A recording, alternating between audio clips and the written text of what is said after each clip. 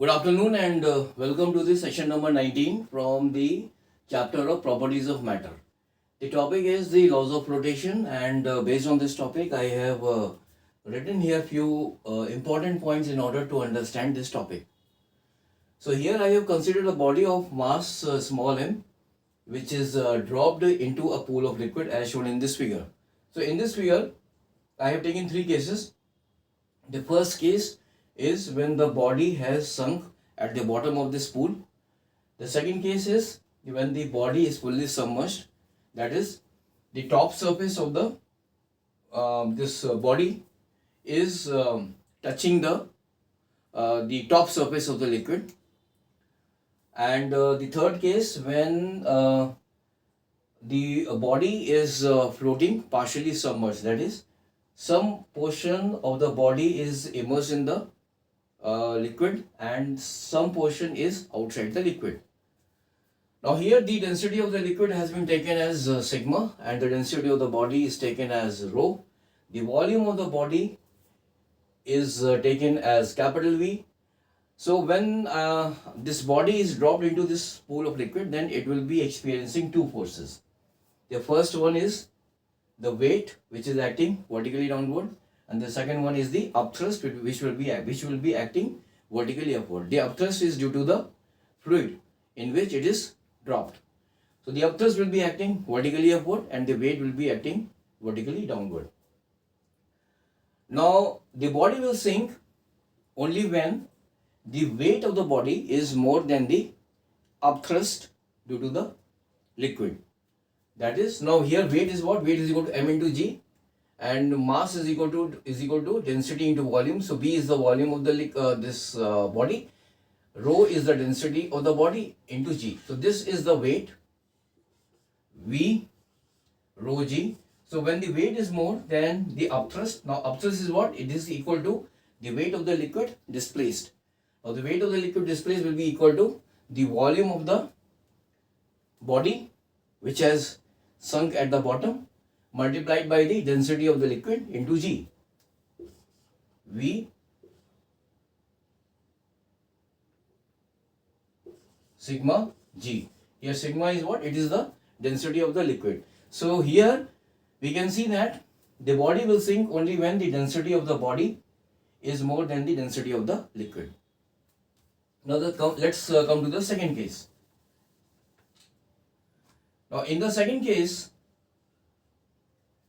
the body is floating fully submerged. So this is possible only when the weight of the body is equal to the upthrust of the liquid. Now in this case, the weight of the body is equal to V into rho into G. So this is equal to V into rho into G, and this should be equal to the upthrust of the liquid. Now upthrust of the liquid will be equal to the weight of the liquid displaced. So in this case, the weight of the liquid displaced will be equal to the volume of the body which is fully submerged here, which is fully submerged, multiplied by the density of the liquid multiplied by G. So this is equal to V. The density of the liquid is taken as sigma into G. So here the body will float fully submerged only when the density of the body is equal to the density of the liquid. Now let's come to the third case. In the third case, the body is floating partially submerged, means some of the portion of the body is inside the liquid and some of the portion is outside the liquid. So in this case, what happens that, this is possible only when the upthrust is more than the weight of the liquid. And in this case, what will happen that the body will move in the upward direction and in the equilibrium condition.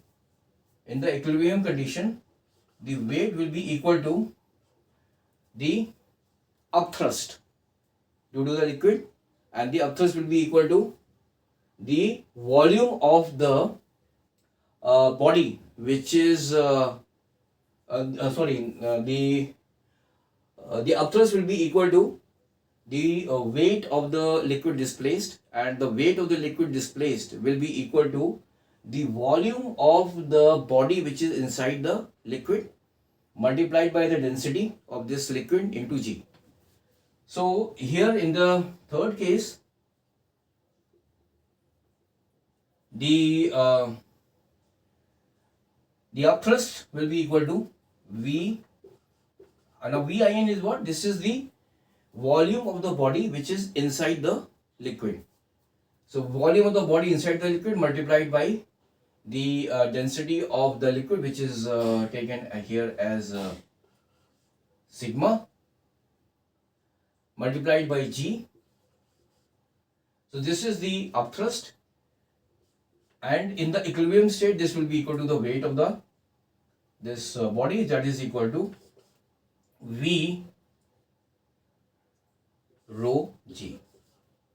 So from here I will be getting one more relation, that is, here G and G will get cancelled out, and finally the relation is, that is the volume of the body inside the liquid multiplied by this sigma. Sigma is what? It is the density of the liquid. This is equal to the volume of the body multiplied by the density of the body. So with this, from this relation I will be getting another relation, that is